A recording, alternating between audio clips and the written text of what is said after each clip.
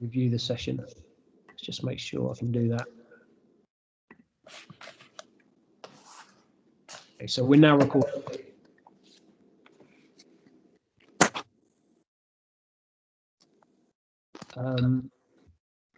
That's great. So if I can ask you please to turn off mics for now, I will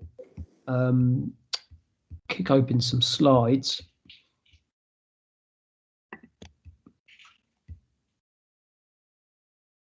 Let's try and share those with you.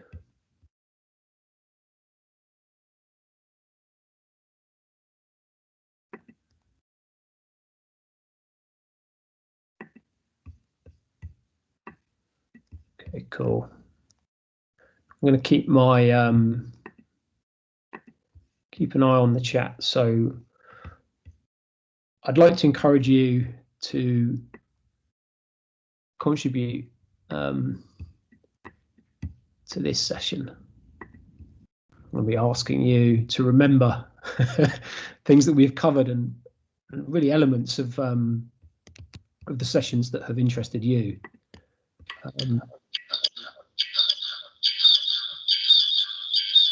May I think your mic's on there.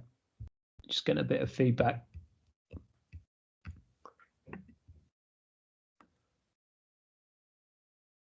It's a really pixelated image on the front there. Oh, can I just check that you can see those slides, please? I can see it. Yeah, we can. Yep. Yeah, there's it looks like the Science Museum. It looks like that young boy's looking at a display at the Science Museum, I think.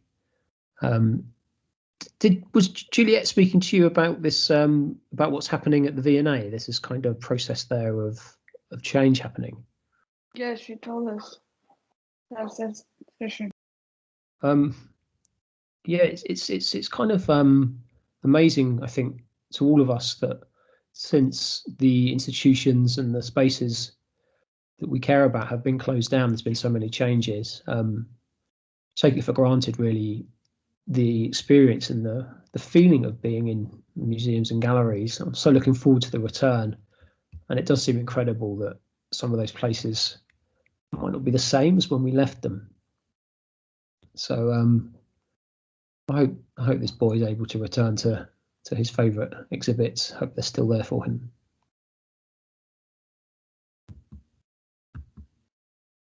So as I've mentioned, I thought it would be an idea just to use the first half of this session just to try to remember some of the material. It's not an exam. I'm not looking to run a test here, but I'm just curious about perhaps elements from over the weeks that you have remembered that are useful or constructive for you. I think we all find elements within lecture material either aligns with our own interests or speaks to us in terms of a method or a theoretical interest. So it's really nice to hear a little bit about those connections that you have made. I mentioned that there's this really profound relationship, I hope, within the design department at Goldsmiths between our ideas, our principles, and the theories that interest us, and the way that we go about our practices of making and of doing. So hopefully we can speak a little bit about that. And then I think we're starting to shape up and understand how we can deliver a final piece of writing that perhaps talks about connections that you are making between your own personal impressions and motivations around design. And that would be design artifacts, design theory, design history, and the ways in which institutions and spaces of power bring us or give us their own constructions of those histories and theories. So I think what's emerging for you, I hope what's emerging for you is that your own ideas are important and they're valid, and that they might come into friction with the institutional versions that we receive or that we we're kind of aware of. So there's a tension there, right? So perhaps we can think and talk a little bit about that tension. So let's travel back in time throughout the weeks. It's actually quite amazing that this year there has been no industrial action that's affected delivery of the sessions. Previous 2 years, it has strike action actually has impacted on these 8 weeks. So you've had a relatively clear run, albeit a virtual run at the material. And I hope it's been interesting for you to have the delivery of the material kind of given by Juliet and I. It's really actually quite a pleasure to work with a colleague on this and to think about your experience of the material with another person. So yeah, I hope that's been useful to have different voices and different perspectives on the kind of the curriculum, I guess, of this course. And I'm going to quickly now whip through those sessions with you, and hopefully you'll have some thoughts on them. Yeah, particularly the session that Juliet delivered.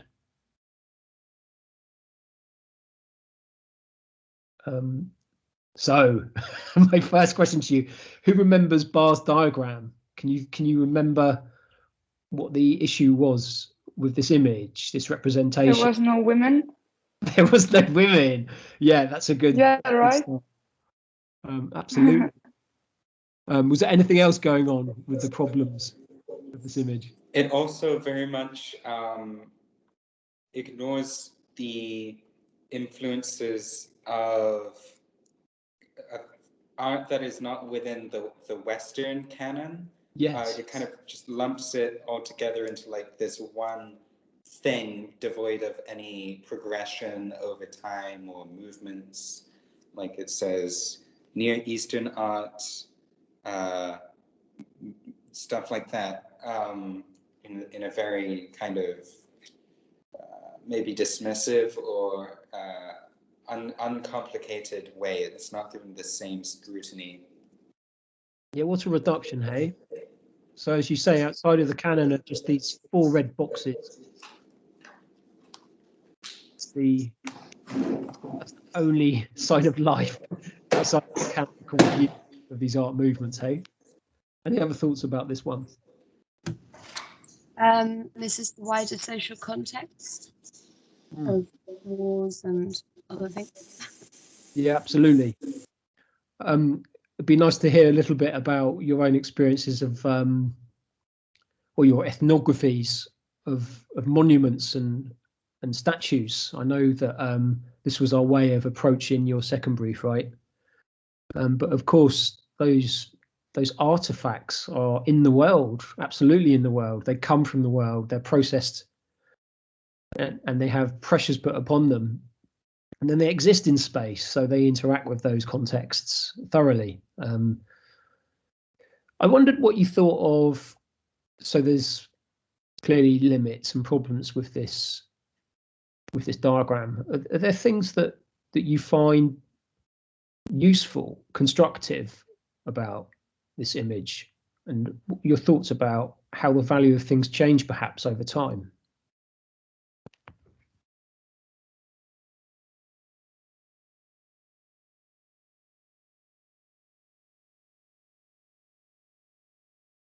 I think obviously, despite the way that we've seen how it doesn't really pay very much scrutiny to a lot of things, I think that it is maybe useful to attempt to chart the way that an artist or art movements build off of the influences and ideas of prior artists and art movements.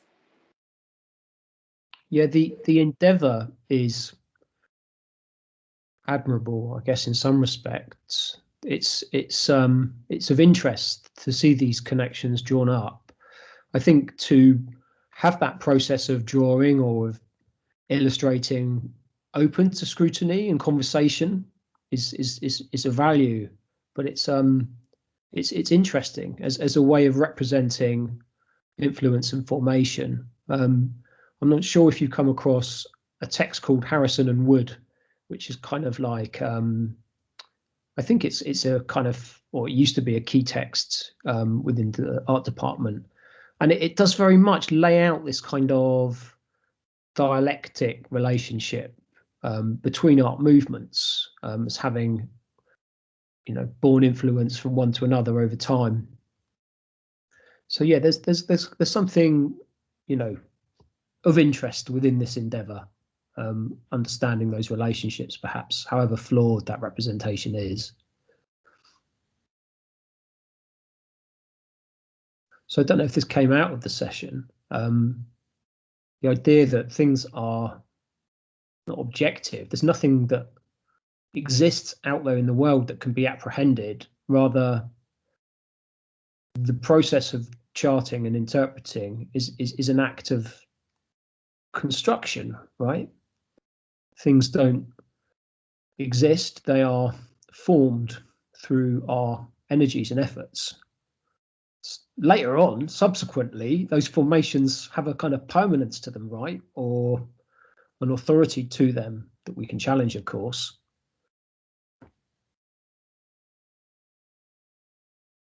Can anyone else remember something from this session? Or are there any connections that you think about when we remember this week?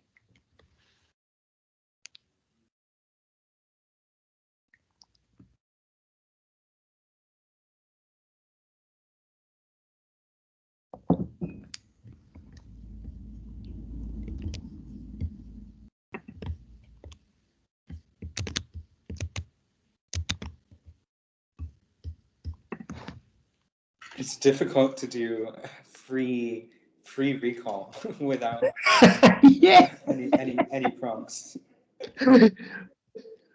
because there's just been so many sessions in between this one and that one. Absolutely. You can I mean, also feel free to wander into your browsers and perhaps pull down the slides. I did this session with you, didn't I? This idea of participatory design as being socially constructive, and then this idea of critical design as formulating these dystopias, right? These kind of negative projections, mainly around the impacts and the effects of technology upon societies. So critical design emerges as a kind of a cautionary tale, where design really becomes a platform for exploring the implications or the potential outcomes of technology, right? But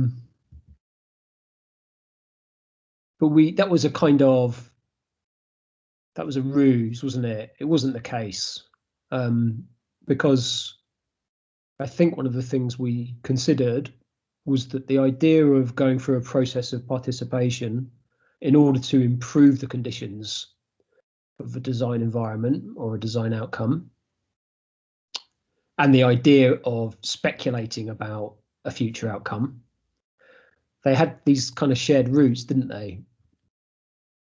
We looked at some theory and some background to the kind of critique of technology and the critique of institutions coming out of lots of kind of 70s texts, or really re-evaluations of Marxist texts that were performed in the 70s. And they both, I think, this was my sense of it at least, so it'd be interesting to hear what you thought. But they both participatory design and critical design as broad approaches. They saw themselves as kind of operating outside of a kind of consumer space, yeah, and driving driving the construction of design artifacts through a kind of engagement with users and with readers.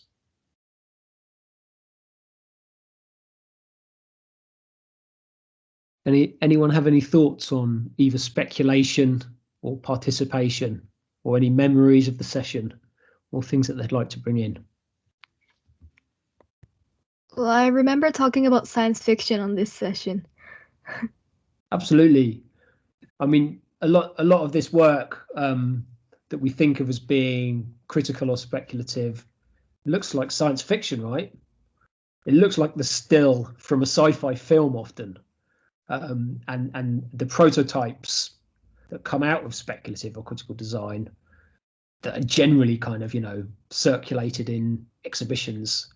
They look like sci-fi prototypes often.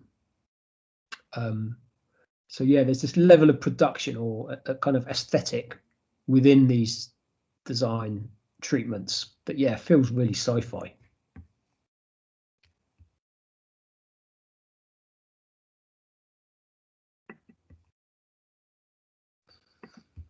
How do you think, looking back at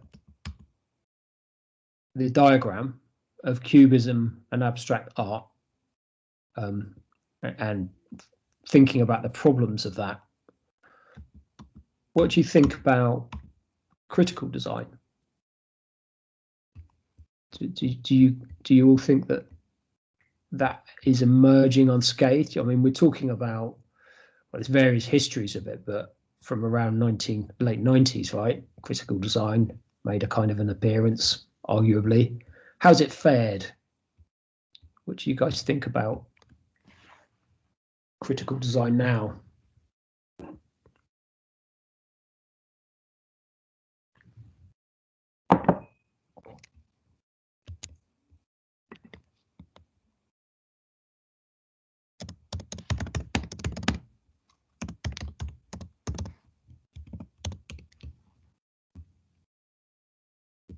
Do you have a link to the Beyond E page with all of the past slides? Because I'm sorry, I'm finding it really difficult to just kind of you know, perfectly remember everything that was discussed in all of these sessions, because it's often so much information. Yeah, if you scroll up to 1113, there's a link there. It will take you through a folder for today, but then you can kind of go up the tree. Let me just get you the actual general area. Yeah, I don't mean to test you all. I'm just curious as to whether there are things that you can kind of recall or connections that come to you. But there is the link to the histories and theories section. Yeah. Thank you. I'll take a look. I'm not sure if I'm making things a little too broad, but since the first session, I kind of remember that it was something about Juliet mentioned something about panopticons and, you know, like control and power and all those kind of things. So yeah. The first session was kind of about controlling things, or like, I don't know, controlling thoughts or ideas through design and those kind of things. But whereas critical design is more about going against that in a way. So I think maybe I'm making it really broad, but I think if I were to make a connection there, I think it's about like design having this power, whether intended or not, having a lot of power to both control and go against in a way, maybe. I think this is a really interesting theme. Yeah, the Panopticon, well, at least as an architectural idea, is that you have a kind of, you have someone in the middle, don't you? And then they're able to basically move around, just kind of spin and have clear views of all the elements of the building from a single position. So it's perhaps then, if we think of it metaphorically, it's about an eye, isn't it, that is able to look and to see and to apprehend the world around it from a single point. So there's a kind of question of power there, isn't there? Of Yeah. power being given to an individual, and they have then the capability to view and to interpret.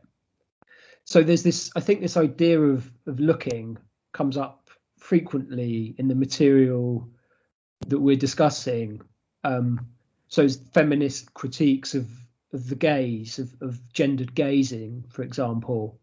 There's the idea of power in Foucault, and the expressions that we have when we describe. We're formulating an idea from a perspective, perhaps. And certainly, as you mentioned, with critical design, there's an ambition to create an alternative view, yeah. But there's still a lot of control going into that process, in bringing these kind of versions of design forward. They're very convincing in terms of the views that they construct.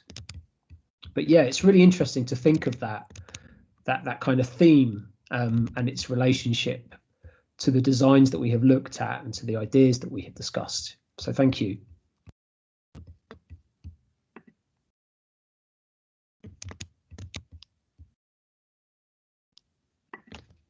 Any other thoughts or connections for yourselves?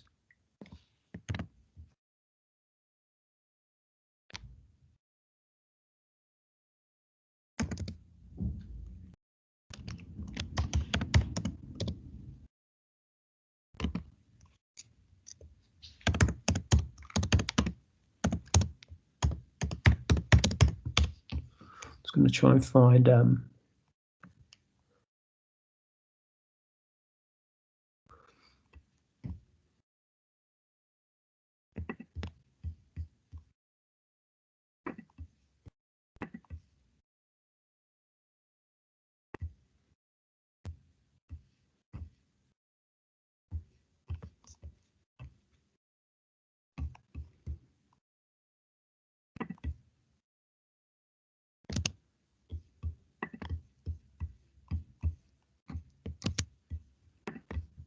okay, well, I'm digging out a reference. Let's move on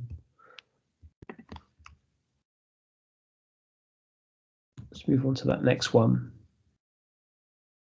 So this was a session of Juliet's Designer's Capital. Just going to say the words. I wasn't there with you. Hoping this is kind of like helping you think back through that material. If anything, I've got this impression of you all perhaps revisiting the slides, looking at the slides. So that's a good thing in itself. Okay, just, you know, encountering this material again. So commodities obfuscate human labor taken to create them. The coexistence of commodities necessitate society's alienation from itself. Cool. We brought you a lot of Marx, haven't we? Marxist theory, and the product stands in front of the process. I have no problems with having a lot of Marxist theory. Well, it's something to think about, okay? The things we bring you, these ideas, we bring you these theories, we bring you. I hope you understand we're not saying that these ideas are correct, but they have value. They've had impacts. They've played out in various ways. Okay, so I think they deserve scrutiny. And for sure, the kind of classic Marxist stuff, that's all been updated. It's been challenged now, hasn't it, in terms of these kind of absolute views of things, these kind of positivist views of society. How can you be outside of labor? How can you be outside of capital? It's like we're certainly always, through our bodies, through the institutions we're a part of. It's really difficult to stand outside of something, you could argue. But yeah, these are really interesting topics. They're useful for us as designers. Any other thoughts about Designer's Capital and of this session? or Marxism.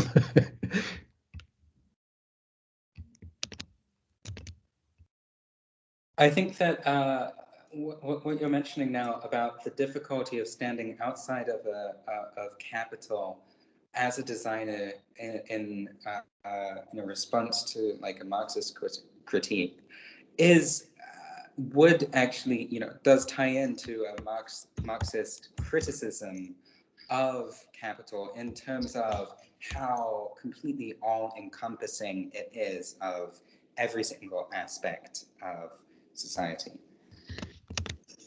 So saying that, like, I don't know if this is exactly what you were saying, but saying that it's a difficult framework to work with due to the fact that it's difficult to stand outside of capital, I think is still part of the criticism that it's making in the first place. Thank you. And perhaps here's a reference. Sorry, can we turn mics off again?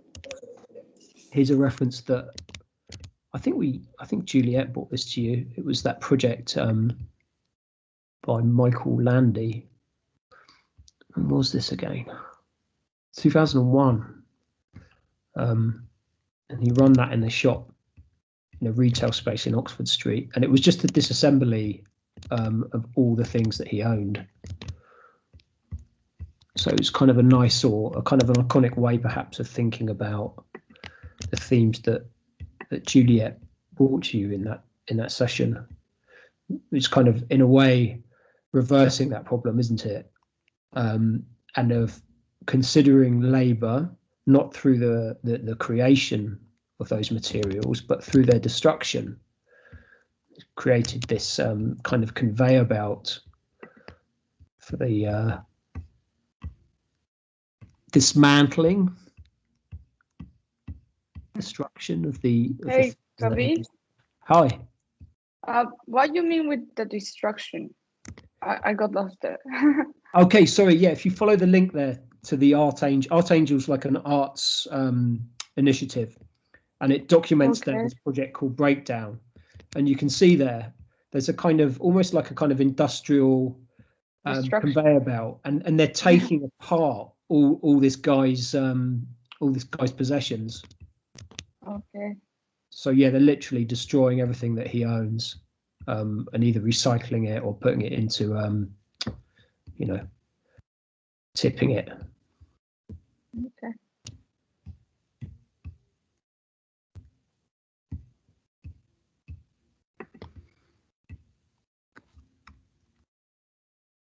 Onwards.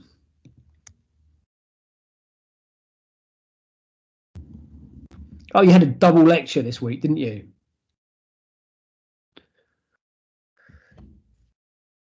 Designer's creative process.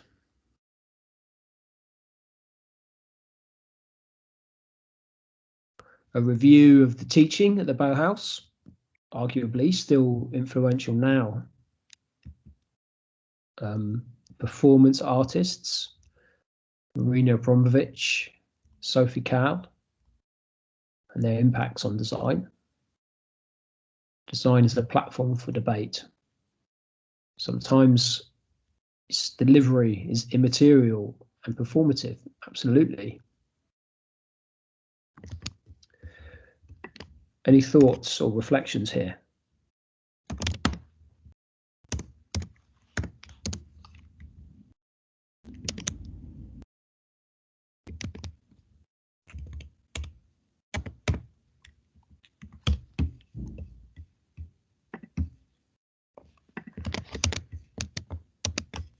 I'll bring in a couple of references that might be interesting for you.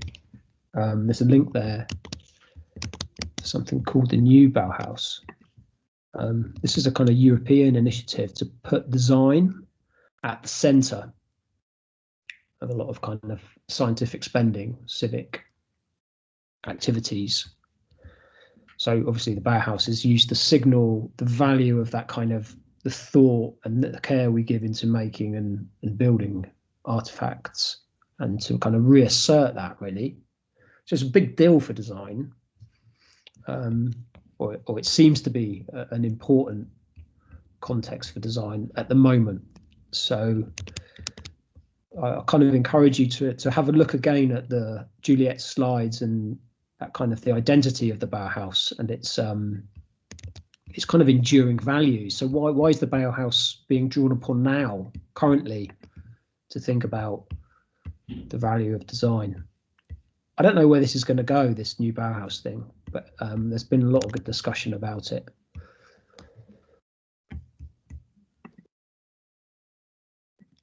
So it might just be worth having a look at.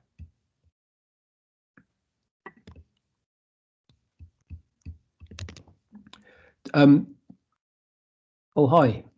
Someone's camera's just come on. Are we about to see a Bauhaus performance?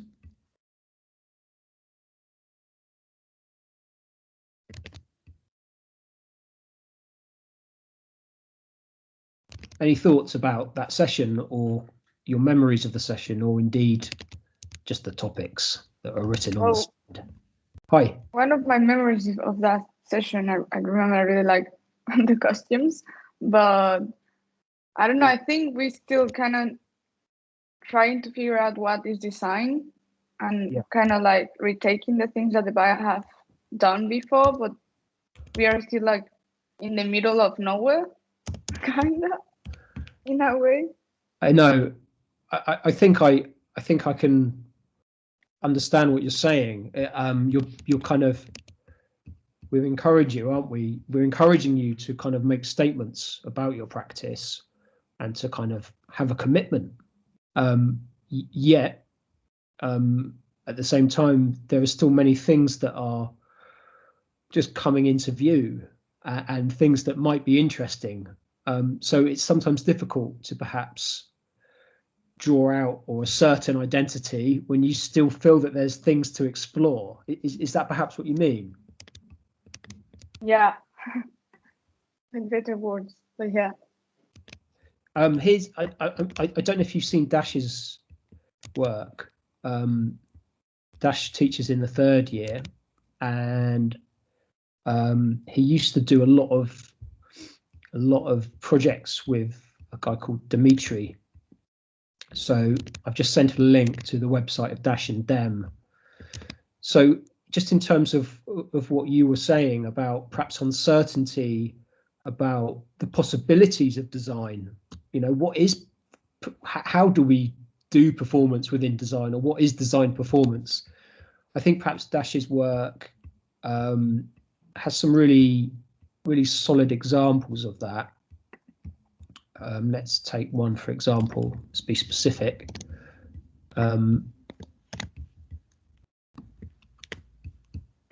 So there's one there that was, I think, perhaps a MA project. It's called Imagine Being a World Leader. Sorry,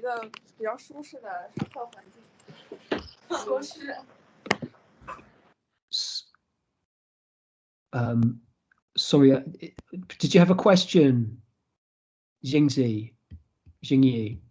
Your mic came on there. Feel free just to add comments if you like, or just ask a question for sure. Yeah, so Dash's work might be interesting for you, and Imagine a World Leader is where they kind of trained young people to make really convincing speeches based on their own ideas and opinions. So I think it included training how to use your hands. Obviously, there was costume involved and set design. And then it gave an opportunity for these young people to actually have this moment where what they were saying was considered and given sort of gravitas through these sort of methods of designing the speech.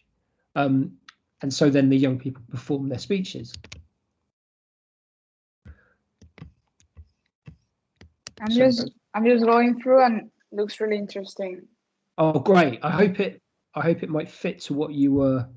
Yeah, like about, right? there is just so many ways to design something, and so many things to design.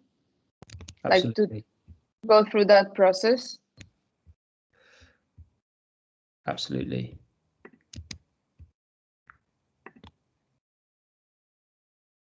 So this perhaps helps us think about, you know, the immaterial, where the format of your outcome, if you like, the thing that flows out of your project is not necessarily an artifact, but it could be a sequence, or it could be a training manual, or it could be a choreography. And there's a tradition there, right? What we're suggesting perhaps is that we can see the Bauhaus as a sort of curriculum, as a community, and as a culture that has really influenced these approaches, perhaps, that we have now to design.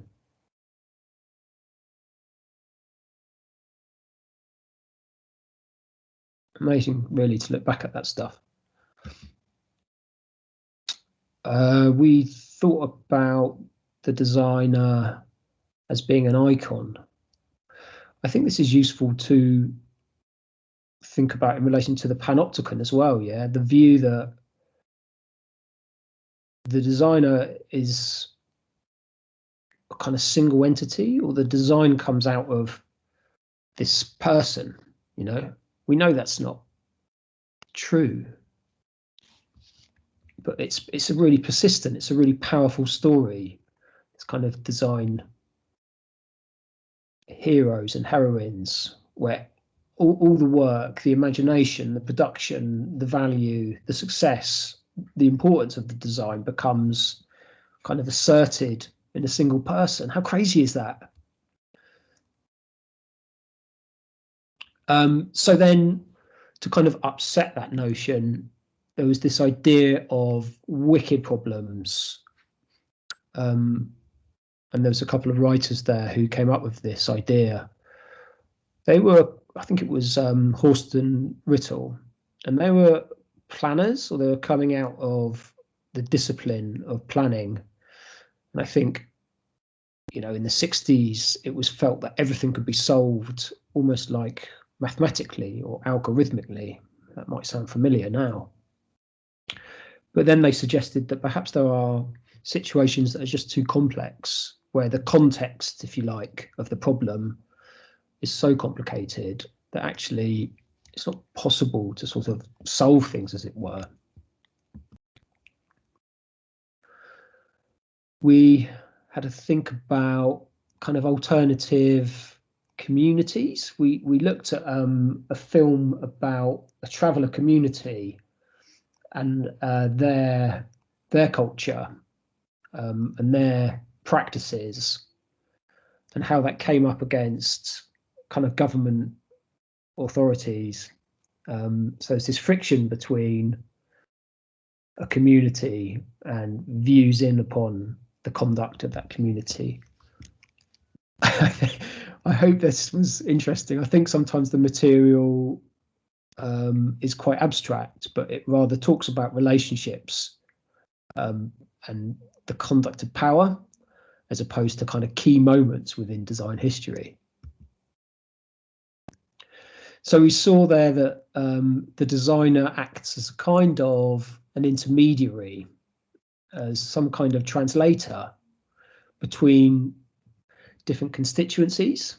I think often design goes into a situation where there is a conflict or a problem amongst locals and the council, amongst people who, refugees, for example, and systems that seek to kind of control migration. So design wanders into that setting and kind of takes up the different viewpoints there, and the design comes out of the translation of those viewpoints.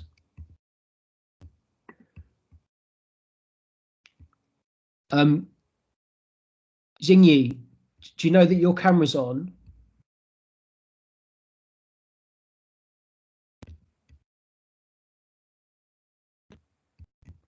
There's a hand up.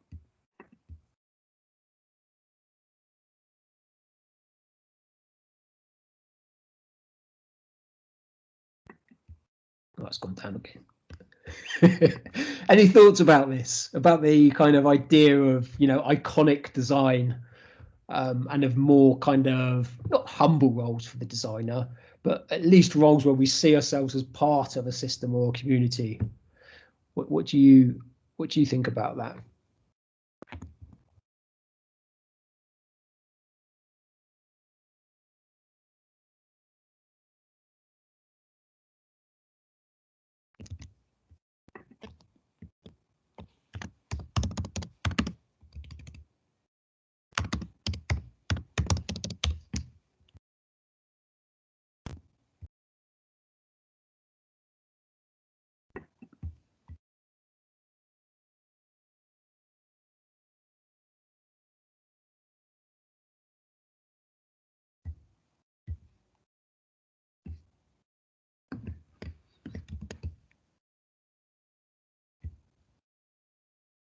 Yeah, I think it's very true. That basically any action that you make as a designer is going to have somewhere along the line, you know, all of this impact on other people. You know, even if you're just like making some little object like a pepper grinder, obviously that has to be made. So you've got these factories of people working to make it, and how well are they paid? Are they being exploited? You know, what are the resources that are going into the production of this? You know, is it plastic? Who's mining the metal? You know, it's a globalized economy. Everything comes from everywhere. We might not be arguing that the designer kind of asserts this role for themselves, but it's kind of the myth of design that becomes established, right?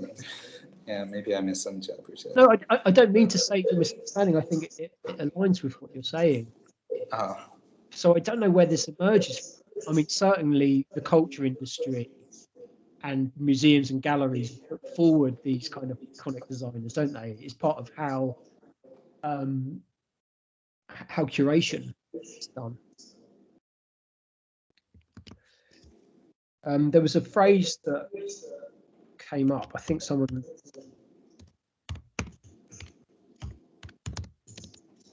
So, phrase is modest witness, and it came up, I think, in the writing of Haraway, Don Haraway. So I've sent a link to. I don't know if you can download it from there. At least you can then see where this term came from. And it's about these ideas of ethics and of agency.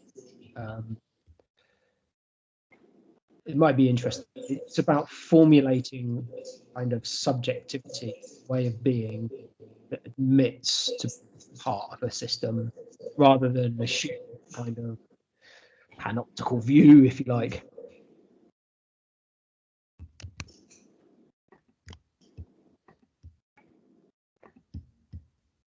Any other thoughts? We've only heard from a few of you. Yeah, I've just asserted my panoptical power and turned off Caleb's mic. So Reed, comment there, it ties into the lecture on design as care and maintenance. That's great. So was that a session? Who gave that session? That sounds like something that Catherine might have given.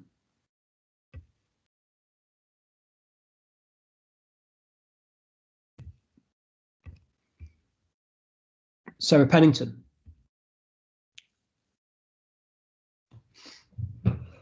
Yeah.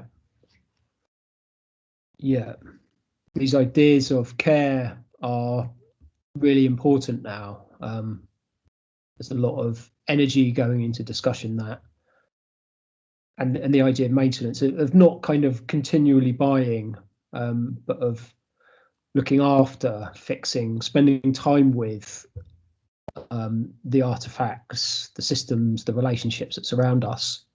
So things become less disposable, more durable, questions of sustainability and thought and responsibility. So these kinds of positions are really useful now, I think, for design. There was a conference.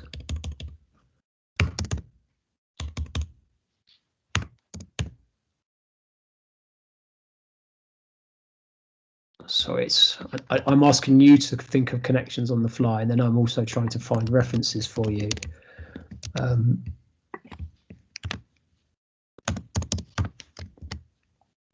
There we go.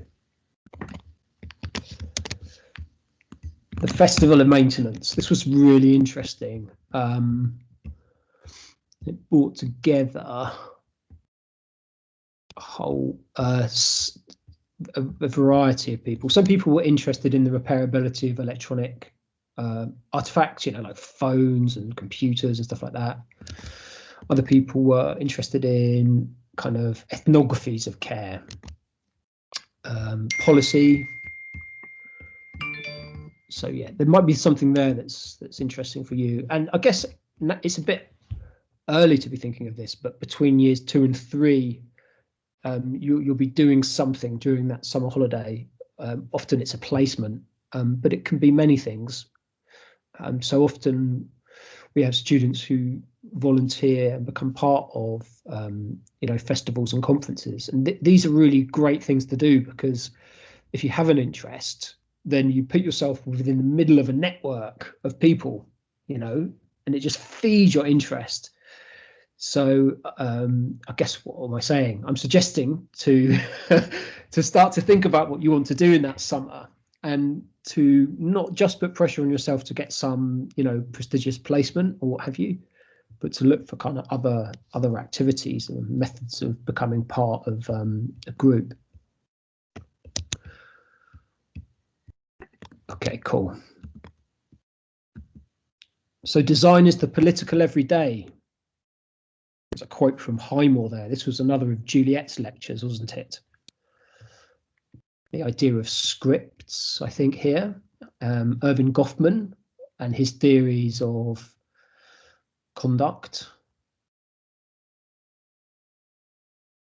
Really interesting for design, isn't it, to see how design can put pressure upon and reformulate these behavioral scripts, you know, that we are a part of, that we perform.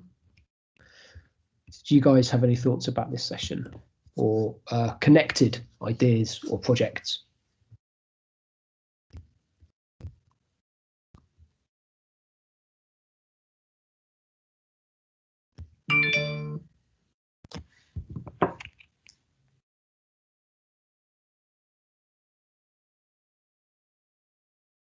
Going to mute that.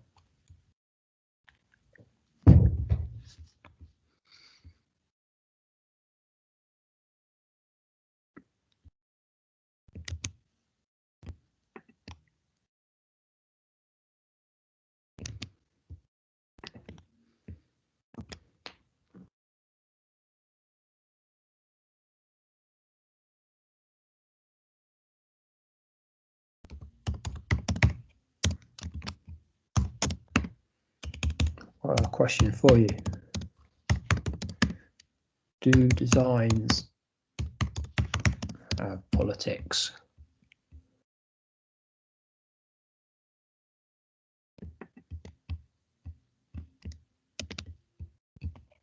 Do these scripts or these behaviors that our designs follow or produce, where do they come from?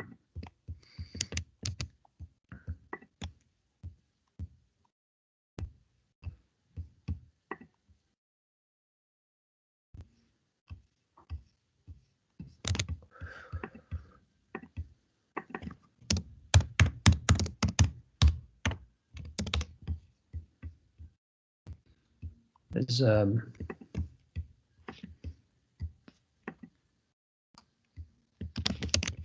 kind of famous paper for you.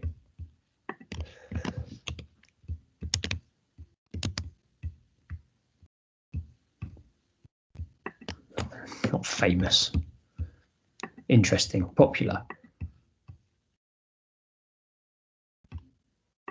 There's a kind of more accessible introduction to that same paper in a Medium article.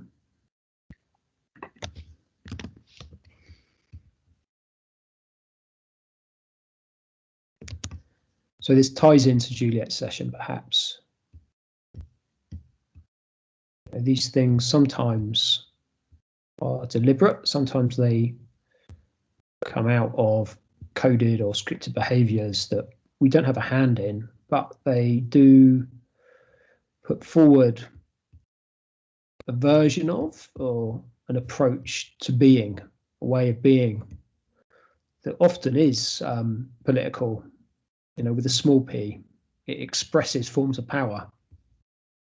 And as designers, we kind of become interested, don't we, in those scripts, in the sort of the conduct of power, even within really mundane situations.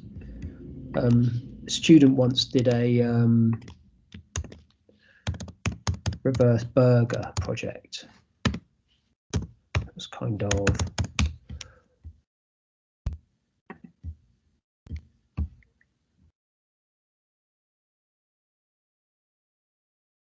What is reverse burger?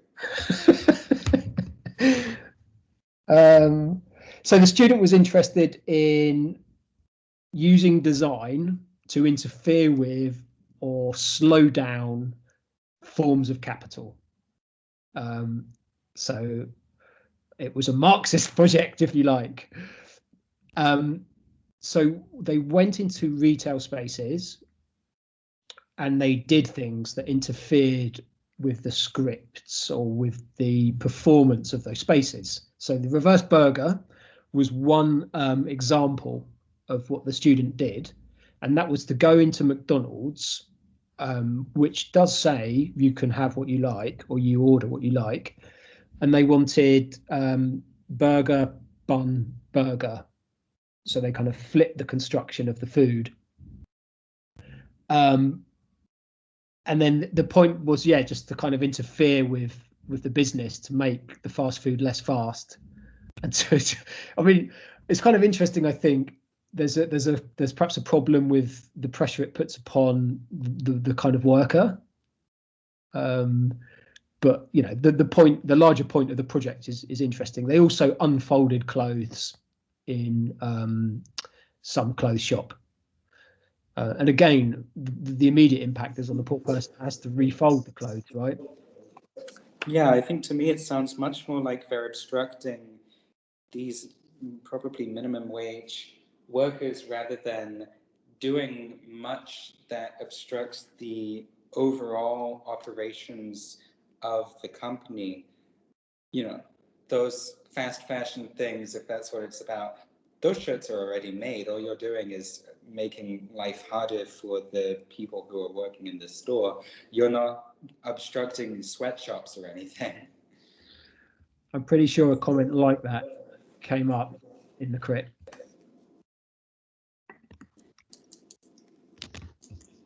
I do think that the idea of ordering a reverse burger is pretty funny, though.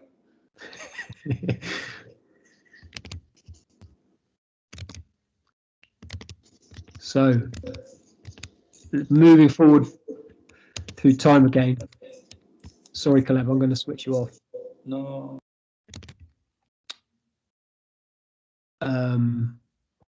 We spoke about national and other kind of forms of geographic scale and the conduct of design, didn't we? We looked at this argument that took place between two politicians about the quality of their industrial design. But of course, there was more going on there, wasn't there? It wasn't just about who had the best dishwasher or who was making the best rockets for space travel. It was about a political ideology and the ability of that ideology to then deliver its promise through the production of excellent kitchens. So design is then part of this bigger construction, this bigger kind of pattern. And we looked at some other sorts of examples of that, other kind of festivals and stuff, including the one on the South Bank. And there, tied into those environments, is the value of a kind of national identity. And then we looked, didn't we, at two examples of designers who have intervened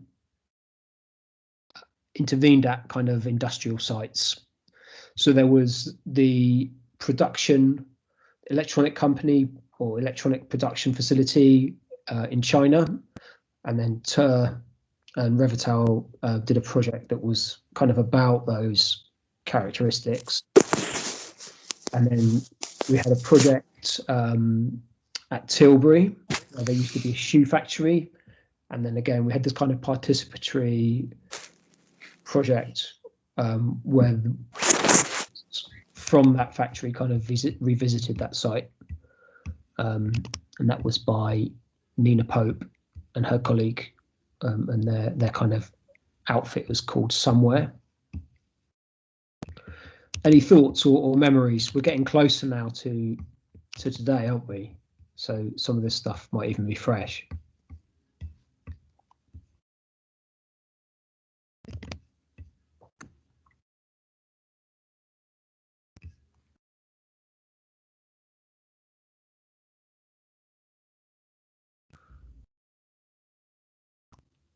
Keep your comments coming in. Write comments into the side there if you don't want to speak. It's all good. And we're back to the V&A again, aren't we? And the role of the museum.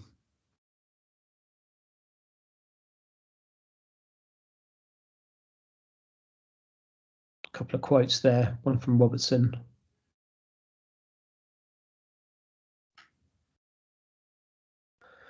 And I think now we're kind of coming a bit more up to date, aren't we? We can't get into these museums, of course. Usually we encourage you guys to go and do a kind of ethnography of the museum. But we ask you instead to look at monuments and statues and to consider those and the spaces around those and the politics of those. So I hope that was useful. There's a lot going on, of course, now with these statues and the histories that they represent and the histories that are not represented there.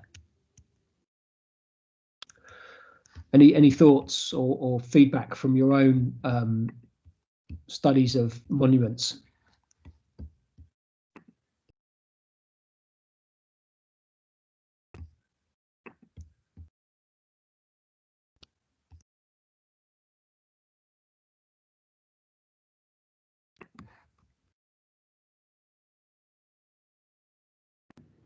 I was thinking it kind of comes back to design being a platform for alternative perspectives.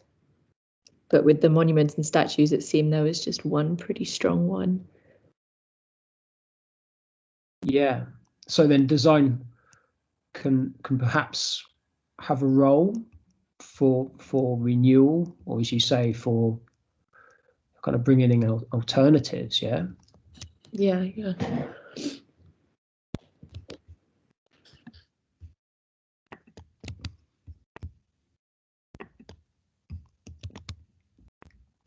Absolutely.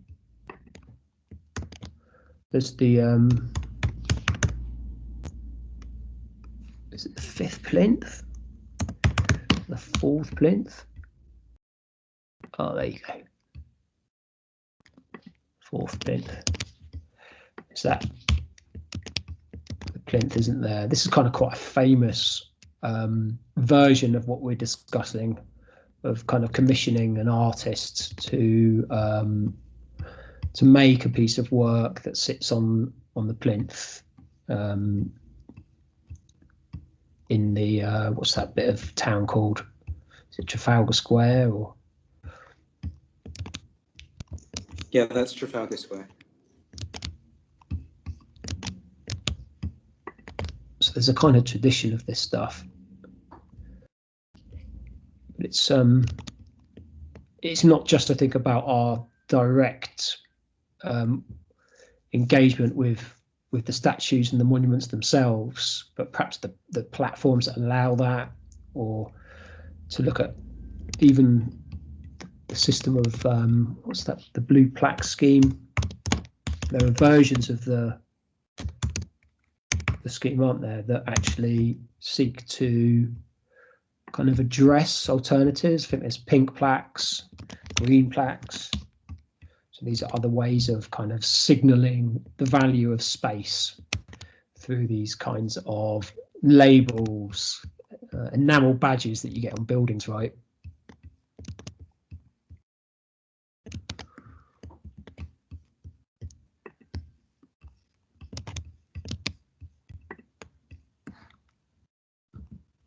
Cool.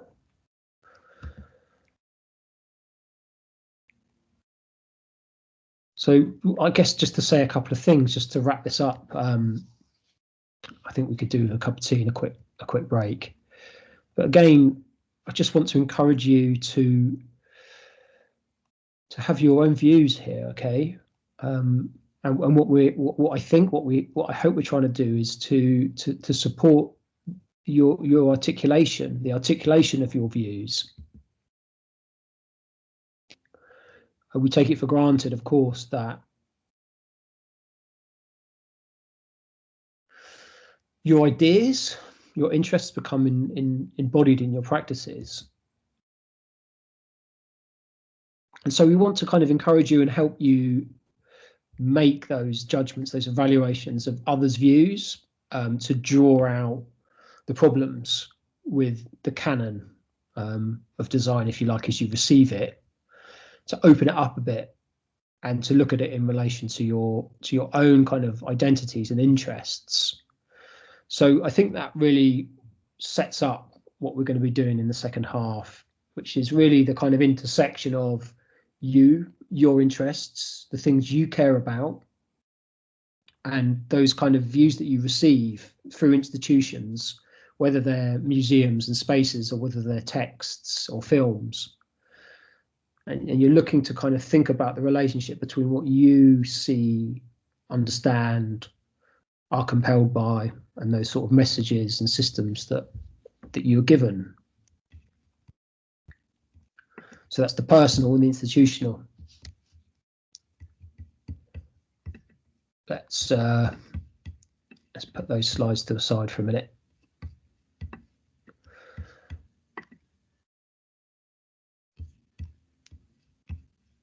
Okay.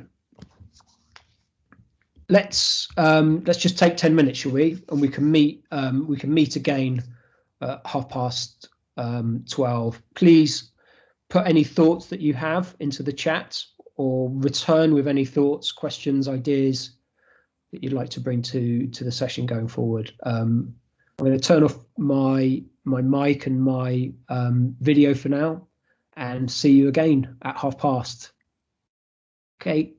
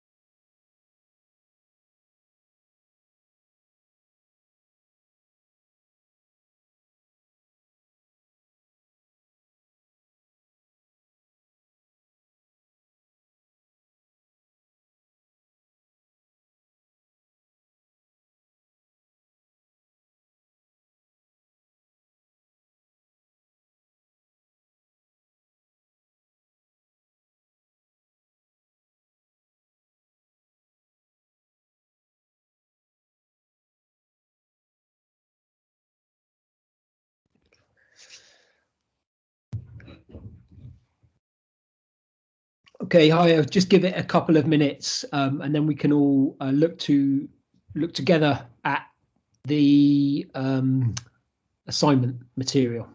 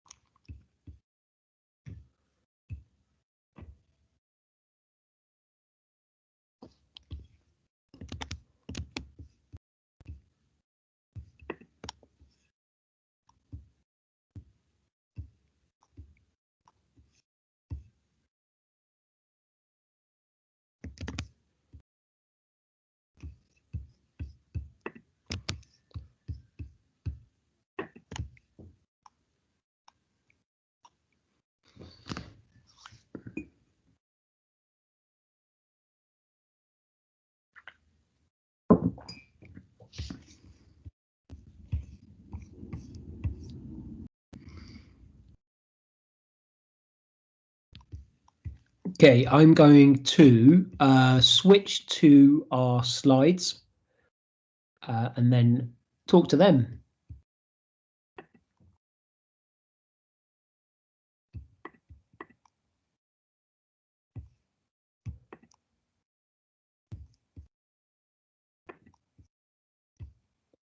Okay, so just please check that you can see those. I can see it. Thank you.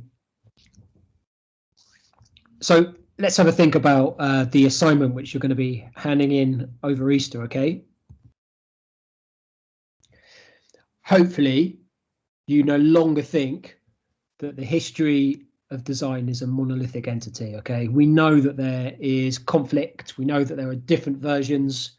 We know that there are issues with the way that design is theorized and historicized. And really, they're proposals, aren't they? These things that we see are these versions of design that we see are proposals, and they are argued in various ways. And you can argue for your own positions, and we'd love you to do that. So you start to, I think, set out and draw upon your own constellation of sources, okay?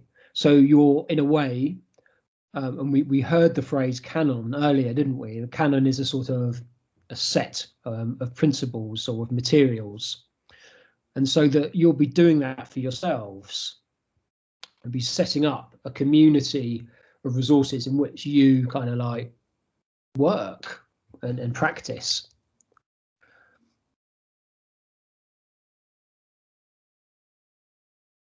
And you've been thinking about this already, haven't you? Right near the beginning of this course, you were encouraged to respond to an epiphany, weren't you? This kind of moment of thinking about the value, the impact of design within everyday life. And you all did a piece of writing, and we looked at that work together, looked at some examples of that work. There's a focus there on your own view upon a design artifact or the conduct of life as it flows around or interacts with a design. And then Juliet set another piece of work, a second piece of work with you, and you looked at these kind of monuments and the construction of power, of heritage and history through these monuments. Okay, so you've done these two chunks of writing already, which is a great start.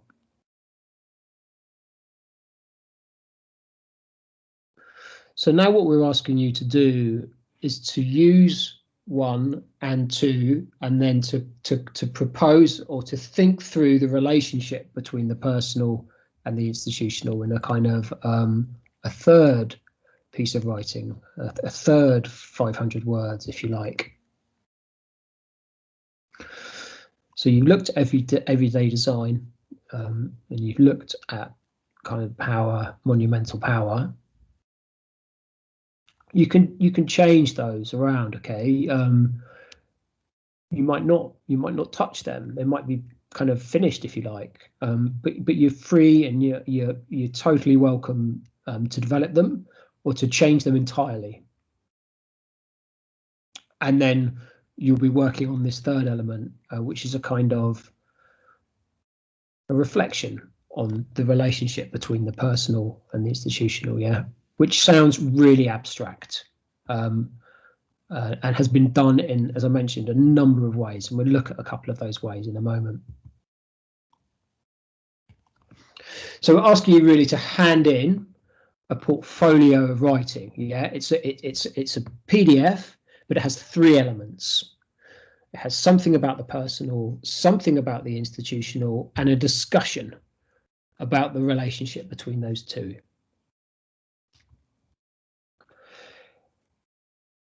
When we generally give you a word count, there's a kind of, you can go under or over, and usually that's a 10% buffer, okay? So 1,500 words plus or minus 150.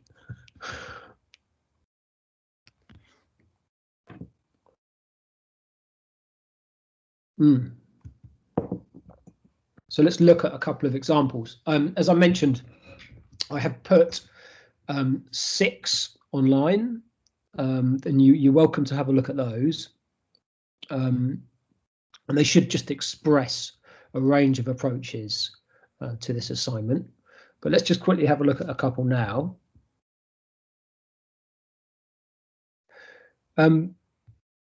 This is really just to help you think about the approach to using an introduction, yeah? So obviously we're saying the piece of writing has 3 sections, but then also perhaps it's useful for you to kind of have a little bit at the front to introduce those 3 sections, and then of course a little bit at the back where you conclude or you draw upon what you did. This is for you, but it's also really for your reader. It's an act of kindness, isn't it, to kind of let the person reading your assignment understand or have a view on what is going to happen.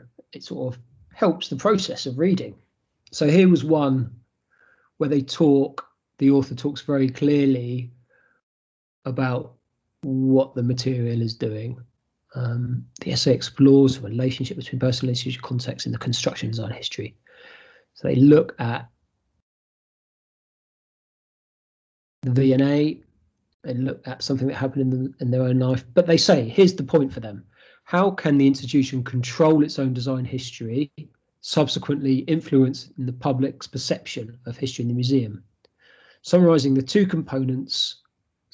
the two components come together to further our understanding of design, nevertheless entangled with politics, personal opinion and bad design. So it kind of says what they're about to do in quite a vague way, actually, but it gives you an impression of the material going forward and of the arguments that will be made. So it might be useful to introduce your sections. This was an assignment about doors. So I think the first part was about the students' experience of doors in their flat where they lived, and some kind of frustrations about the door, and then a kind of reflection about doors in the V&A, I think. What does it say?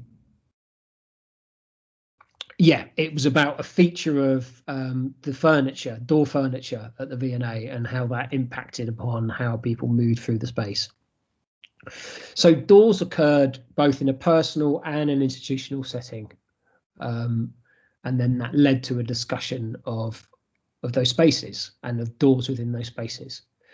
And then I guess more than that, there's some quite clear referencing going on. and they've got this kind of theme of Janus. I don't know if Janus really is the god of doors, but I do understand that Janus is a kind of double-headed deity, Greek deity, that has the ability to look forwards and into the past at the same time. So anyway, you can see that they have a clear kind of topic. They've got this thing, the door, that moves between institutional and personal spaces, and then they kind of comment upon that. They discuss that. And then, as I said, they're referencing very clearly. They've got this kind of overall aesthetic around that topic that comes across in the design of the document. It's well laid out, if you like.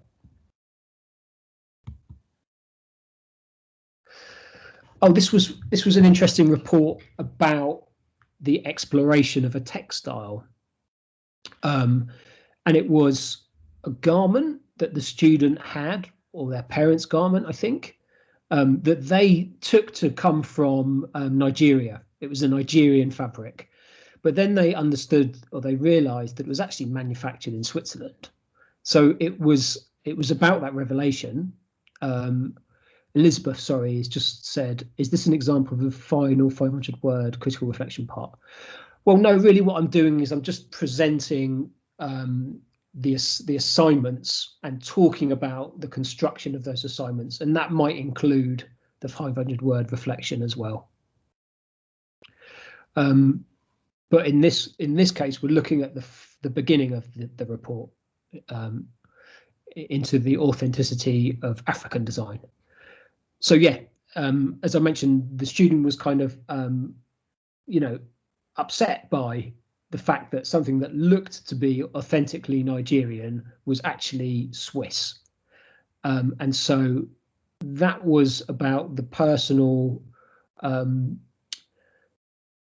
value of the fabric and of the garment. And then I think they went to the V&A also and spoke about garments, African garments, as they are displayed and curated at the V&A, and then used their own individual journey around the garment and the strategies of display of the garment at the V&A to talk about how fabrics are represented to others, and how, recalling their story of their own experience of fabric and of the way then the garments are shown at the V&A.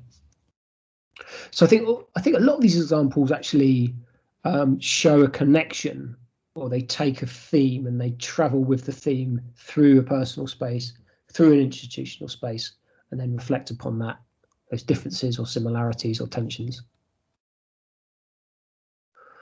This one was really interesting because it sort of broke the brief somewhat, and it treated IKEA as a museum, and it spoke about the kind of display of goods in IKEAs, particularly when you go into an IKEA retail space.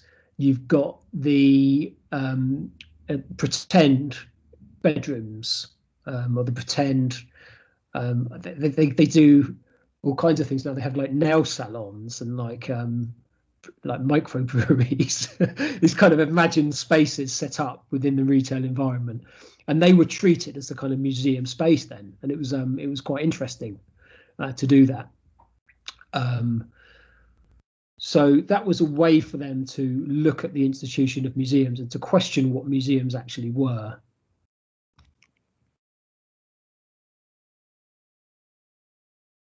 Let's end with a conclusion.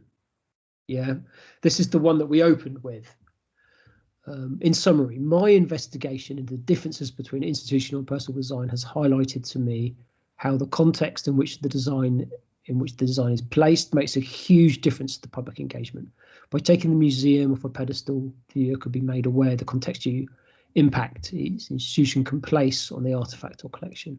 It's also important to re-engage the user with everyday design and claim back ownership of our relationships with designed objects and ideals, etc., etc. So it's nice, it's useful, it's worth doing, I think, to end your material, yeah, with a kind of look back, glance over your shoulder at what you did and just draw out the key elements for the reader.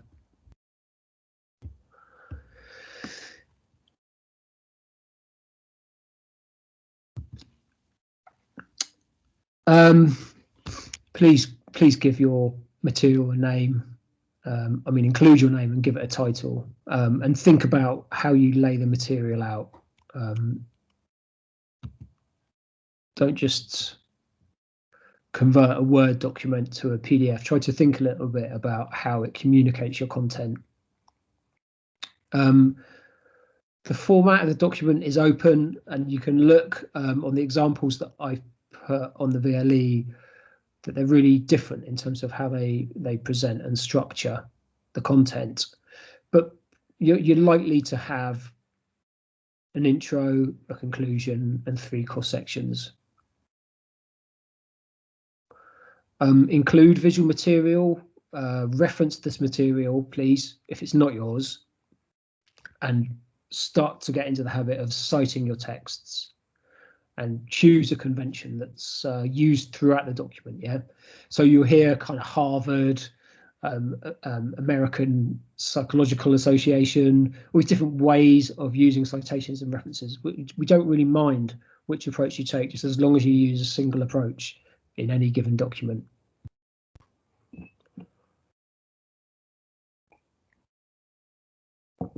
The 3 parts don't have to fit together, if you like, as a theme. They don't have to line up.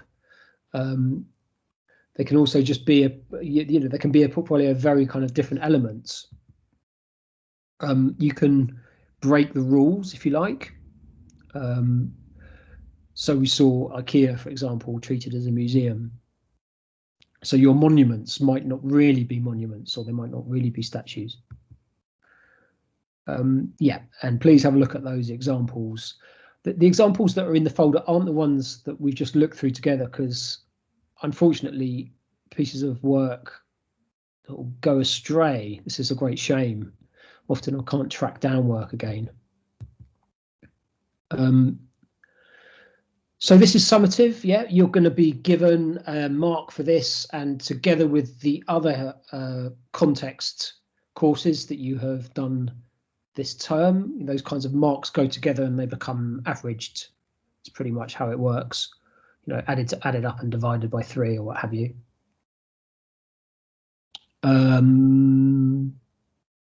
You're going to submit a PDF, and that needs to come in needs to be uploaded by 9:30 on Tuesday, the 4th of May. So that's basically the Tuesday after the Easter break, the first day of the summer term. Monday's a bank holiday, so which is why it's a Tuesday. Hi, Toby. Could you just repeat that date? Was it the 4th of April? Sorry, yeah, it's Tuesday, the 4th of May.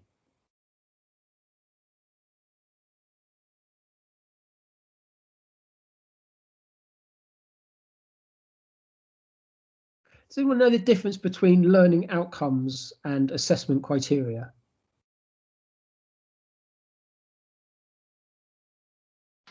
Learning outcome is basically what you should take away from the task or the lessons, and I suppose assessment criteria is just the ways in which you express that. Is that right?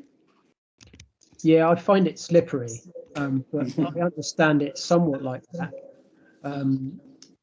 You know, the outcomes are competencies that are kind of embodied within you, the things that you take on, and then the assessment criteria are the sort of labels or the components through which we assess the work. Yeah, so it's not possible for us to kind of look within your soul and understand everything that you have learned, and that stuff is somewhat abstract and, as I mentioned, embodied. Nonetheless, these are the outcomes. These are the things that we think you have taken on, and these are the ways that we make judgments about the quality of your work. We will look for how you have done a kind of review of projects or of literature. We will look at the ways that you have kind of like shown or demonstrated a set of concepts or a topic. That carries through with the way you marshal and thread concerns and themes.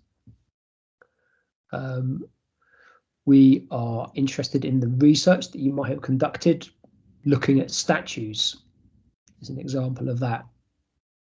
I spoke a little bit about ways in which you might organise your work, and obviously there's stronger ways of doing that and weaker ways of doing that, and we look for the work to help us understand its contents. And then there's the communication of the work, the way that you use language to set out your ideas, and the way that you kind of visually present that stuff, right, is really important as well.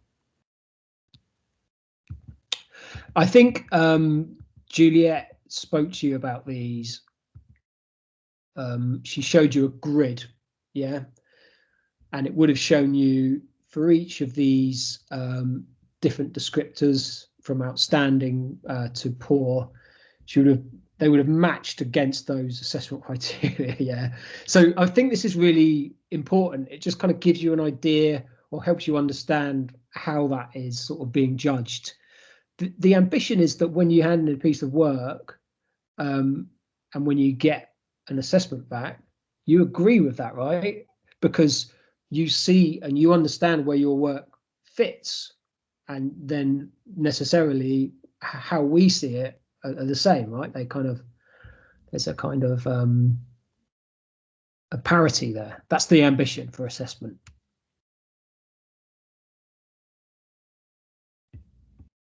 Okay, over to you. What can I help you with? What's not clear, or what do we need to discuss? Like, I have a question about the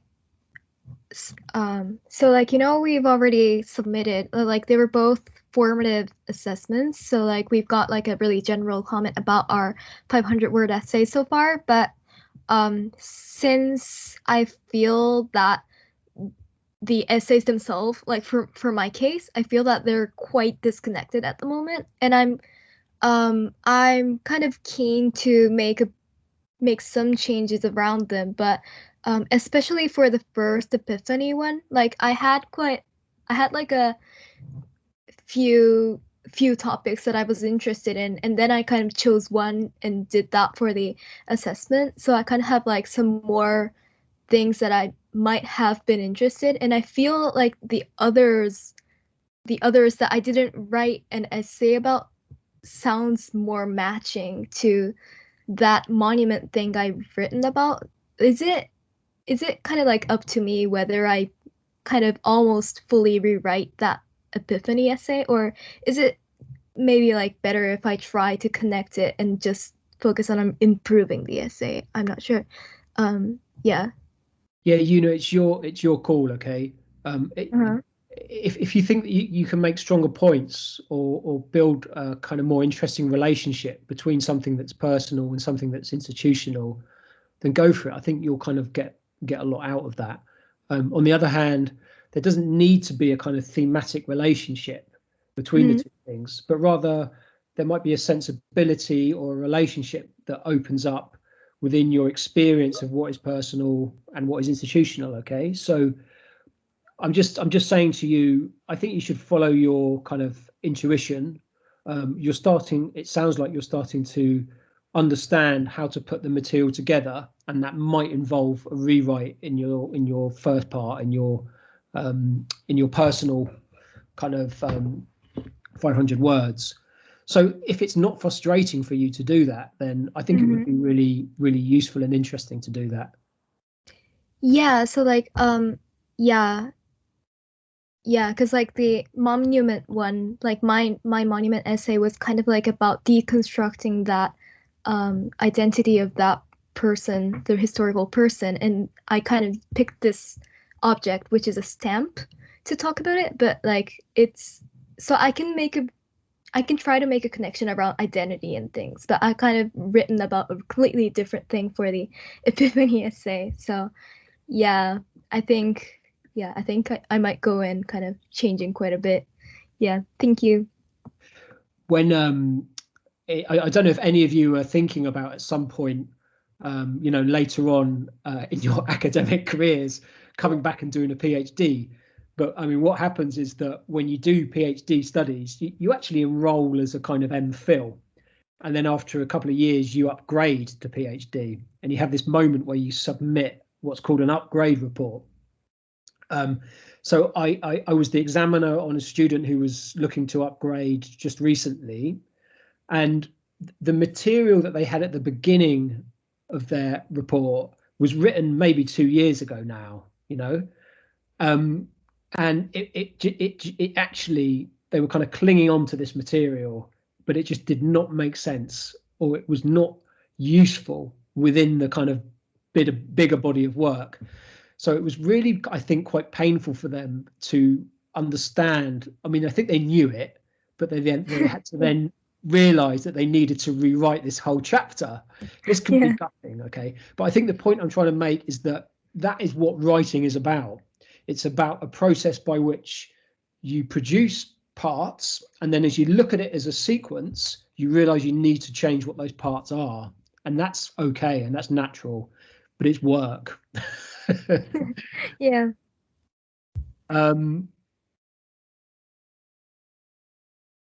Ashley, that's a really good question. Ashley can't find previous recordings, and I'm not sure. I'm not sure where they go. Do they disappear into the ether? I will find out.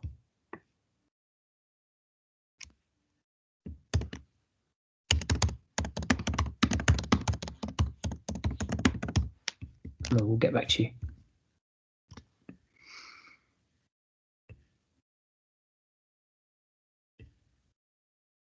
So Iman says, so there needs to be a link between the Epiphany and the monument writings.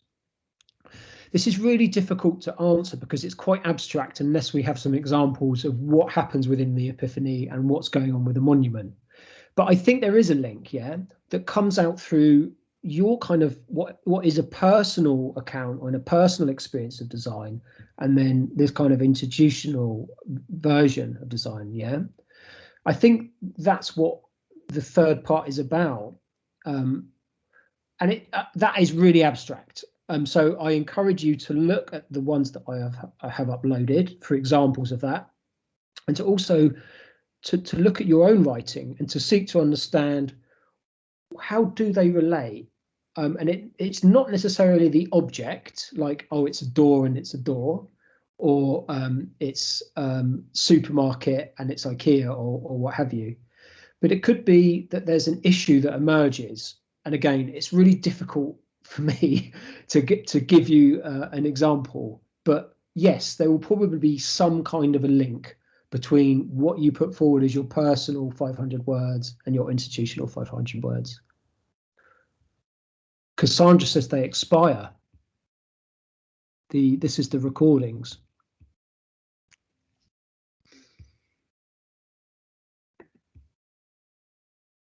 Toby, sorry for yeah. So in my understanding is maybe I don't need to give a obviously connection between these three parts, like it have to be a door and a door. Maybe I can identify, even interpret some abstract link between them. Yeah, it could be a value. It could be the way that your personal experience gives you a connection to an object, whereas something that is displayed, there's no ability to interact with it, or it's too closely controlled by the institution, for example. So absolutely, it's not that necessarily there's a thematic or a formal link between these two things, but rather through your exploration of something that is personal and something that's institutional, you come through a set of realizations, or you draw a connection across those experiences. Okay. Thank you. And again, Kibao, I'd recommend that you look through the examples to kind of have some less abstract formulations of that. Okay. Okay. Thank you.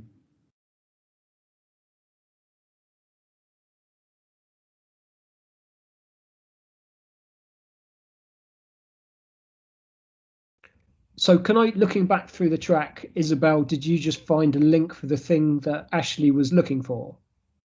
Yeah, I did. Yes, she did. Thanks.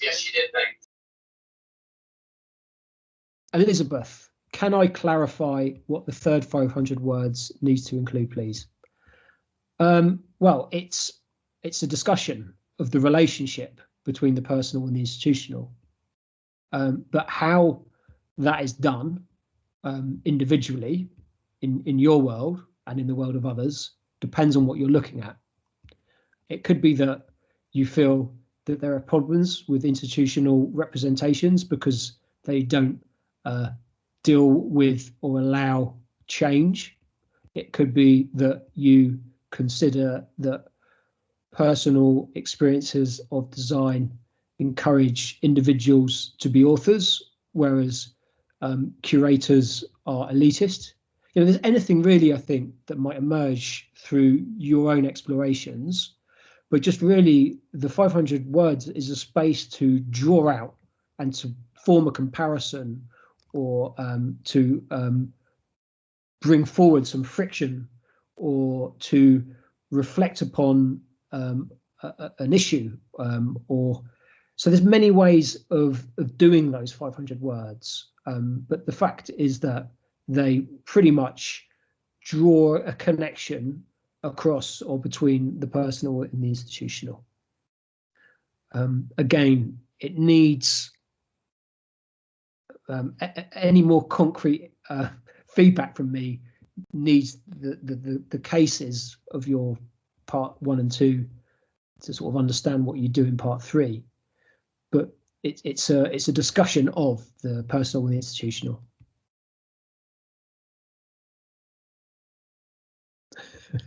Cool.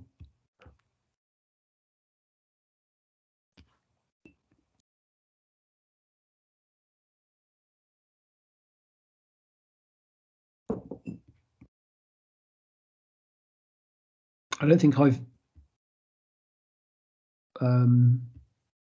missed any comments. Cornelia coming to the realization that she might rewrite parts again. So look, we're at 1 o'clock now, and I know some of you might have things scheduled. Any other quick questions or thoughts before I let you continue with your days?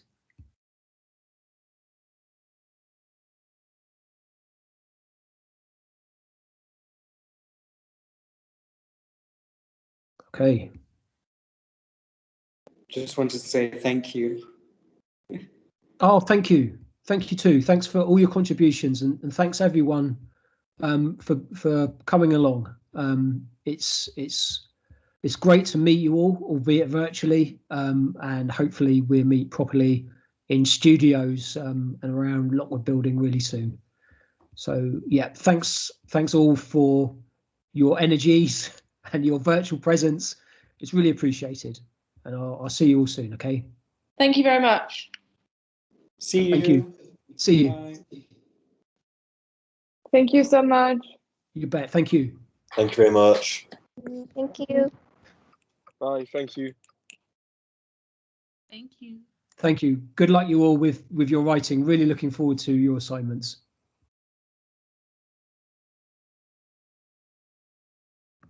Okay, I'll turn off my camera and mic. Have good days and good weeks.